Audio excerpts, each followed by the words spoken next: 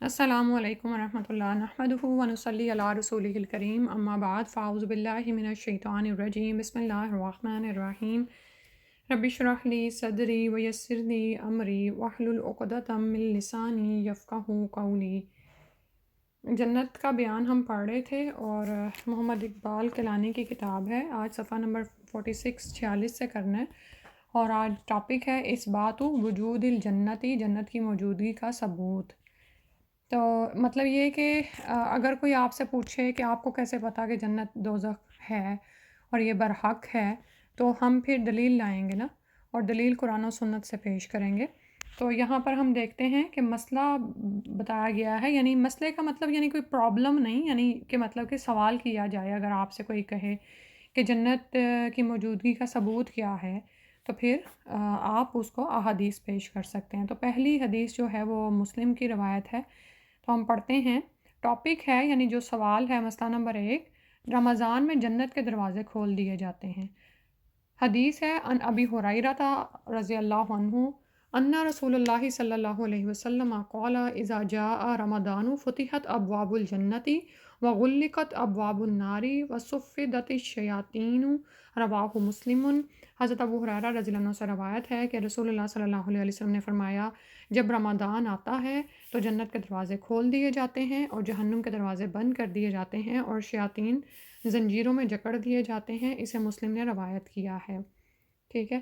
تو آپ یہ دیکھیں کہ یہ حدیث ہم کتنی دفعہ ہی بے شمار دفعہ ہم پڑھتے ہیں نا، تو اگر کوئی ہم سے پوچھتا ہے کہ بھئی تمہیں کہاں سے پتہ چلا کہ جنت موجود ہے، تو پھر ہم یہ حدیث اس کو بتا سکتے ہیں نا کہ جب رمضان آتا ہے تو جنت کے دروازے کھول دیے جاتے ہیں اور جہنم کے بند کر دیے جاتے ہیں اور شیاطین زنجیروں میں جکڑ دیے جاتے ہیں۔ مسئلہ نمبر 2 ہے قبر میں جنتی آدمی کو جنت میں اس کا ٹھکانہ دکھایا جاتا ہے۔ ان ابن عمر رضی اللہ عنہما قال قال رسول اللہ صلی اللہ علیہ وسلم اذا مات احدکم فانہ یورد علیہ مقعدہ بالغداۃ والعشی فان کان من اہل الجنۃ فمن اہل الجنہ وان کان من اہل النار فمن اہل النار، رواہ البخاری۔ حضرت عبداللہ بن عمر رضی اللہ عنہ کہتے ہیں رسول اللہ صلی اللہ علیہ وسلم نے فرمایا، جب تم میں سے کوئی آدمی فوت ہوتا ہے تو اسے صبح و شام اسے اس کا ٹھکانہ دکھایا جاتا ہے۔ اگر جنتی ہے تو جنت میں اس کا ٹھکانہ دکھایا جاتا ہے، اگر جہنمی ہے تو جہنم میں اس کا ٹھکانہ دکھایا جاتا ہے۔ اسے بخاری نے روایت کیا ہے۔ اب اگر کوئی کہے کہ یہ کیا قبر میں لیٹا ہوا شخص کیسے ان کا نظارہ کرتا ہے، تو یہ اس کا مطلب کیا ہے کہ اس کے ایمان میں خلل ہے، کیونکہ آپ یہ دیکھیں کہ دنیا میں اور بھی تو بے شمار ایسی چیزیں ہیں کہ جو ہماری آنکھوں کو نظر نہیں آتی، ہمارے کان ان کو نہیں سنتے ہیں، ہمارے حواس خمسہ ان کو محسوس نہیں کر سکتے، نہ ہم انہیں، حتیٰ کہ ہم ان کا مشاہدہ بھی نہیں کر سکتے، الا یہ کہ کچھ ہم مشینیں وغیرہ یوز کریں، اور بہت سی ایسی ہیں جن کو ہم دیکھ بھی نہیں سکتے اور وہ مشینوں سے بھی ان کا مشاہدہ نہیں ہو سکتا، تو پھر بھی ہم ایمان لاتے ہیں، ہم یقین کرتے ہیں، ٹھیک ہے۔ تو اللہ سبحانہ و تعالیٰ کی قدرت ہے کہ اب وہ برزخی زندگی جس میں انسان داخل ہو جاتا ہے، جب وہ قبر میں اترتا ہے، جب فوت ہو کے وہ اس زندگی میں داخل ہو جاتا ہے، تو وہاں کے زمان و مکان کیا ہیں اور کس طرح کے کیفیات ہیں، کیا حالات ہیں، وہ ہم بیان کرنے سے قاصر ہیں، کیونکہ ہماری عقل بھی تو محدود ہے، یہ بھی ہمیں یاد رکھنا چاہیے۔ ہمارے حواس خمسہ نہ تو چیزوں کا پوری طرح سے مشاہدہ کر سکتے ہیں اور نہ ہی ہماری عقل اتنی دور سوچ سکتی ہے، ٹھیک ہے۔ جو ہمارے مشاہدے میں چیزیں ہی نہیں آئیں اس کے بارے میں ہم کچھ کہہ بھی نہیں سکتے، ٹھیک ہے۔ تو لیکن ہم ایمان لاتے ہیں، جب ایمان لے آئے تو ایمان تو پیروی کراتا ہے نا، اور یقین پر یعنی چلاتا ہے، تو ہمارا یقین ہے کہ جو کچھ یہاں پہ بتایا جا رہا ہے وہ سچ ہے۔ تو حقیقت ایسی ہی ہے کہ جب کوئی تم میں سے مر جاتا ہے تو اسے اس کا ٹھکانہ دکھایا جاتا ہے صبح و شام، یعنی اگر جنتی ہے تو صبح جنت میں پیش کیا جاتا ہے، پھر رات یعنی شام کو، اور اسی طرح اگر جہنمی ہے تو جہنم میں۔ اللہ اکبر، اللہ سبحانہ و تعالیٰ ہمیں جنت عطا فرما دے۔ مسئلہ 3 ہے نبی اکرم صلی اللہ علیہ وسلم نے جنت میں حضرت عمر رضی اللہ عنہ کا گھر دیکھا۔ ان ابی ہریرہ رضی اللہ عنہ قال بیننا نحن عند النبی صلی اللہ علیہ وسلم اذ قال بین انا نائم رأیتنی فی الجنۃ فاذا امرأۃ تتوضأ الی جانب قصر فقلت لمن ھذا القصر۔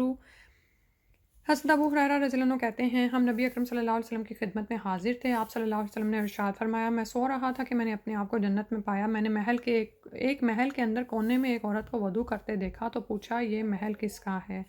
فقالو تو انہوں نے کہا عمر ابن خطابی، عمر ابن خطاب کا، فذکرت غیرتہ، تو مجھے عمر رضی اللہ عنہ کی غیرت کا خیال آیا، فولیت مدبرا، تو میں پیٹھ پھیر کر چلا آیا، فبکا عمرو، تو عمر رو پڑے، وقالا علیک اغار یا رسول اللہ صلی اللہ علیہ وسلم، کہ کیا میں آپ پر غیرت کروں گا اللہ کے رسول صلی اللہ علیہ وآلہ وسلم، رواہ البخاری، اسے بخاری نے روایت کیا ہے۔ تو اس حدیث سے بھی ہمیں جنت کے ہونے کا ثبوت ملتا ہے کہ عمر رضی اللہ عنہ کا محل رسول صلی اللہ علیہ وسلم کو خواب، ایک محل یعنی بے شمار ہوں، ظاہر ہے ان کو عطا ہوں، تو ایک محل رسول صلی اللہ علیہ وسلم کو دکھایا گیا، یعنی جنت کا نظارہ وہاں پر کرایا گیا۔ اور یہاں پر ہمیں جو دوسری بات پتہ چلتی ہے وہ عمر رضی اللہ عنہ کی غیرت ہے، کہ یعنی آپ صلی اللہ علیہ وسلم نے کو یہ اچھا نہ لگا کہ وہ ان کے محل میں داخل ہوں، ٹھیک ہے، ظاہر ہے۔ اور عمر رضی اللہ عنہ اس بات پر رو پڑے، یعنی ان کے لیے یہ بات ہی بڑی یعنی وہ تھی کہ کیا میں یا رسول اللہ آپ پہ غیرت کرتا، آپ تو ہمارے ماں باپ آپ پر قربان اور ہماری جانیں، اور ہم آپ کو ہر چیز سے بڑھ کر محبوب رکھتے ہیں علاوہ اللہ کی ذات کے، تو ہم کیسے اس بات پہ غیرت کرتے، یعنی آپ تو مالک ہیں ہمارے، جیسے نا یہ اس طرح کا انداز ہے، سبحان اللہ۔ اور اس کے بعد اگلا ٹاپک ہے اسماء الجنتی، جنت کے نام۔ مسئلہ نمبر 4 ہے جنت کا ایک نام دارالسلام، سلامتی والا گھر ہے، اور اس میں آیت لائے ہیں وہ واللہ یدعو الی دار السلام ویہدی من یشاء الی صراط مستقیم، اور اللہ تعالیٰ تمہیں دارالسلام کی طرف دعوت دے رہا ہے، ہدایت اسی کے اختیار میں ہے، لہٰذا جسے وہ چاہتا ہے سیدھا راستہ دکھاتا ہے، ٹھیک ہے۔ تو یہ دارالسلام، سلامتی والے گھر کا جو پتہ ہے وہ ہمیں قرآن سے مل رہا ہے۔ مسئلہ نمبر 5 ہے جنت کا دوسرا نام دارالمتقین ہے، متقی لوگوں کا گھر ہے۔ کتنا اچھا ہو اگر ہم یہ جو ہے نام یاد کر لیں، دارالسلام، دارالمتقین۔ وقیل للذین اتقوا ماذا انزل ربکم قالوا خیرا للذین احسنوا فی ہذہ الدنیا حسنہ ولدار الآخرۃ خیر ولنعم دار المتقین جنات عدن يدخلونها تجری من تحتها الانہار لهم فیہا ما یشاءون کذالک یجزی اللہ المتقین۔ جب متقی لوگوں سے پوچھا جاتا ہے کہ تمہارے رب کی طرف سے کیا نازل کیا گیا ہے، تو وہ کہتے ہیں بہترین چیز اتری ہے۔ ایسے نیک لوگوں کے لیے اس دنیا میں بھی بھلائی ہے، اور آخرت کا گھر تو ان کے لیے بہت ہی اچھا ہے۔ کیا ہی اچھا ہے متقی لوگوں کا گھر، یعنی دارالمتقین، دائمی قیام کی جنتیں جن میں وہ داخل ہوں گے، ان قیام گاہوں کے نیچے نہریں بہہ رہی ہوں گی، وہاں ہر بات ان کی خواہش کے مطابق ہوگی۔ متقی لوگوں کو اللہ تعالیٰ ایسا ہی بدلہ دیتے ہیں۔ اللہم اجعلنا منہم۔ کاش کہ ہم بھی دنیا میں تقوی اختیار کریں اور ان لوگوں میں شامل ہو جائیں۔ اللہ تعالیٰ سے دعا ہے کہ ہمیں متقین کی صف میں شامل کر دیں، ہمیں یعنی تقوی اختیار کرنے کی اور اس کو ہمارے عمل میں شامل کر دینے کی اللہ سبحانہ تعالیٰ ہمیں توفیق دے دیں، اور یہ دارالمتقین، دائمی قیام کی جنتیں اللہ تعالیٰ ہمیں عطا فرما دیں، آمین۔ یعنی پڑھ کے ہی نا رغبت محسوس ہوتی ہے نا کہ آخرت کا گھر تو بہت ہی اچھا ہے۔ بعض اوقات دنیا میں کیسے آپ کو تنگی سی محسوس ہوتی ہے، تو کچھ نہیں، صبر کیا کریں۔ جیسے ہوتا ہے نا کہ روزہ رکھا ہو تو بندہ کہتا ہے ابھی تھوڑی دیر میں کھل ہی جائے گا، تو بالکل یہی حال ساری زندگی کا ہے کہ گزر رہی ہے، جو باقی ہے وہ بھی اللہ تعالیٰ ایمان پہ ثابت قدمی عطا کرتے ہوئے گزار دے، اور ہمارا حسن خاتمہ فرما دے، اور ہمیں نیکوکاروں سے ملا دے۔ دائمی قیام کی جنتیں جن میں وہ داخل ہوں گے، ان قیام گاہوں کے نیچے نہریں بہہ رہی ہوں گی، وہاں ہر بات ان کی خواہش کے مطابق ہوگی۔ کبھی ہوتا ہے نا کہ کتنی ہی دفعہ ہماری خواہش پوری نہیں ہوتی، ہم کچھ کرنا چاہ رہے ہوتے، لوگ روک دیتے ہیں، لوگ آڑے آتے ہیں، اور پھر کتنی ہی دفعہ ایسا ہوتا ہے کہ جو ہم کرنا چاہ رہے ہوتے ہیں وہ اللہ کی خواہش کے مطابق نہیں ہوتا، تو تھوڑا سا صبر ہے، ایک تھوڑی سی جیسے ہوتا ہے نا جیل ہے، قید خانہ ہے مومن کے لیے دنیا، یہ زندگی، تو انشاءاللہ اللہ کے ہاں پھر ہر بات ان کی خواہش کے مطابق ہوگی۔ مسئلہ نمبر 6 ہے جنت کا تیسرا نام دارالقرار ہے، قرار کی جگہ۔ یا قوم انما هذه الحیات الدنیا متاع وان الآخرۃ ہی دار القرار۔ اے میری قوم کے لوگوں، یہ دنیا کی زندگی تو بس چند روزہ ہے، قرار کی جگہ تو آخرت ہی ہے۔ سورہ مومن کی آیت ہے۔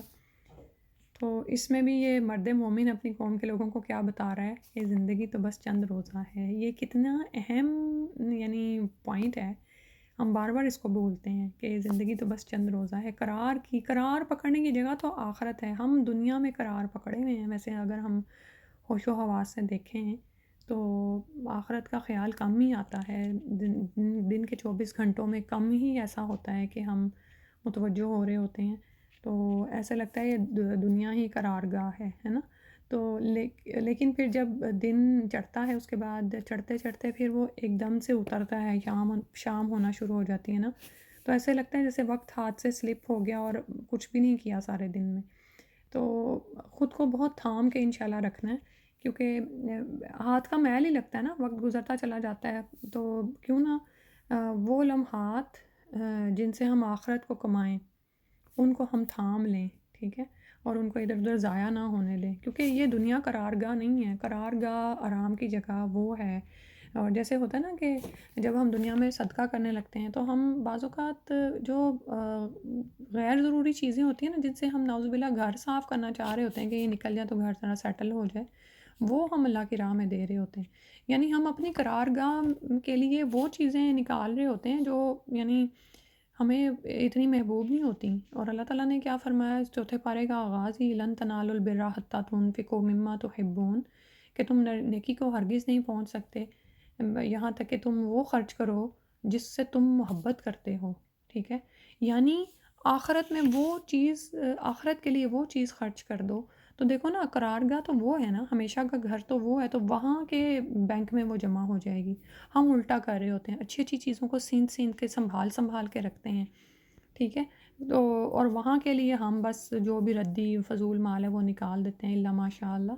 تو اس بات کو اپنے عمل میں دیکھنے کی ضرورت ہے کہ اگر اس بات کا ہمیں یقین ہے کہ یہ دنیا قرارگاہ نہیں ہے، آخرت قرارگاہ ہے، آخرت دارالقرار ہے، تو پھر ہم وہاں کے لیے بہت اچھے اچھے مال کو جمع کروائیں انشاءاللہ. ٹھیک ہے، تو اس ہفتے کی پریکٹس یہی ہوگی کہ جس چیز سے ہم بہت محبت کرتے ہیں اس کو اللہ کی راہ میں قربان کریں. اور یہ ضروری نہیں کہ مال و دولت ہی ہو. بعض اوقات کسی رشتہ دار کو آپ مسکرا کے دیکھنا بھی نہیں چاہتے، تو یہ جو مسکرانا ہے یہی آپ کی جو ہے اس وقت یعنی وہ محبوب چیز ہو جائے گی نا جو آپ خرچ کر دو گے. یا اسی طرح جو کوئی آپ کا اون ٹائم ہے جس میں آپ بڑا انجوائے کرتے ہیں کسی مزے کی چیز کو، چائے بنائی، کافی بنائی، کھڑکی میں جا کے کھڑے ہو کے باہر نظارے کیے، اس وقت کو اگر آپ اللہ کے حضور مغفرت مانگنے کے لیے ہی صرف کریں، یا کسی کی خدمت کے لیے، یا دعوت اللہ کے کسی کام کے لیے، ٹھیک ہے، تو اور نیت یہ ہو کہ دارالقرار کے لیے انشاءاللہ تیاری کرنی ہے.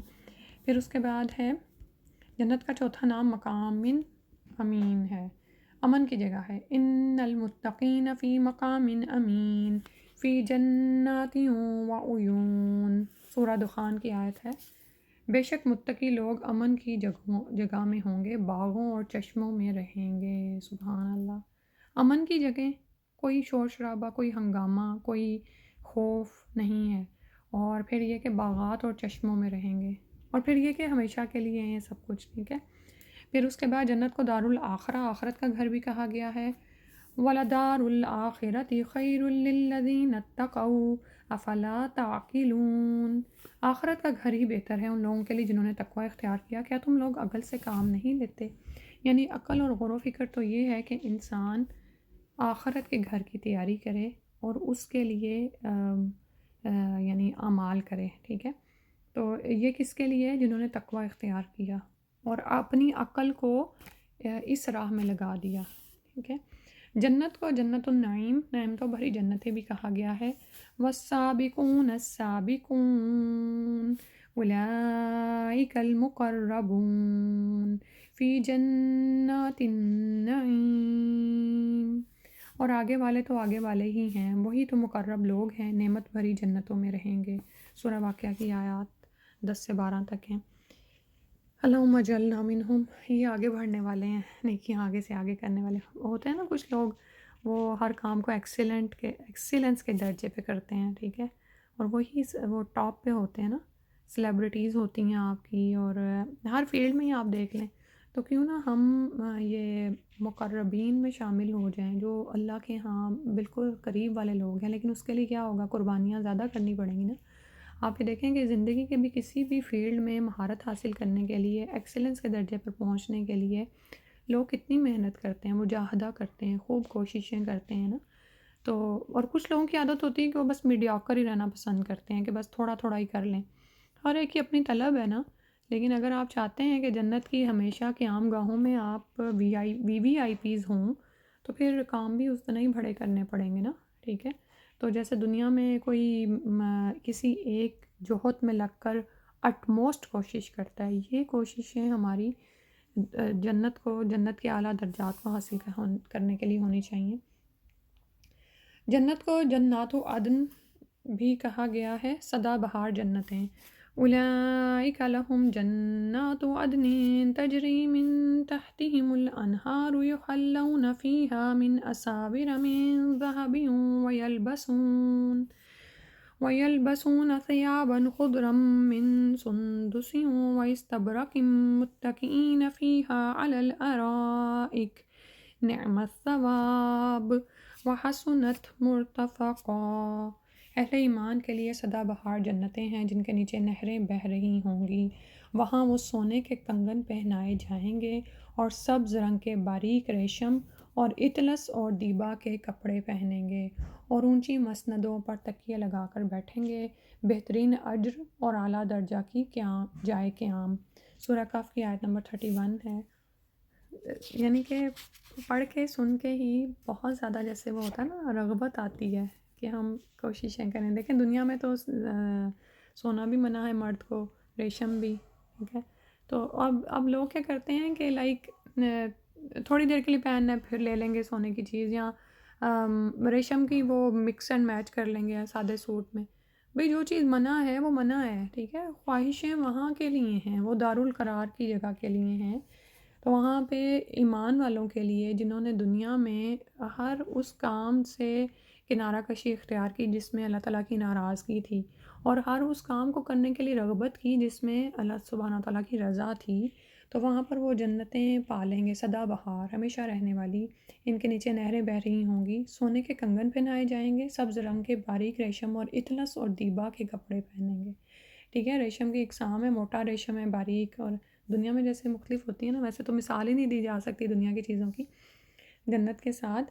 تو اور اونچی مسندوں پر، یعنی ہائی رائز بیڈز یا اوپر ارائک ہوں گے اونچے اونچے جہاں پر وہ تکیے لگا کر بیٹھیں گے. آپ نے کبھی دیکھا ہے کہ گھر میں بھی ویسے تو ہم لوگوں کے تو گھروں کی بھی چھتیں اتنی اونچی نہیں ہوتی.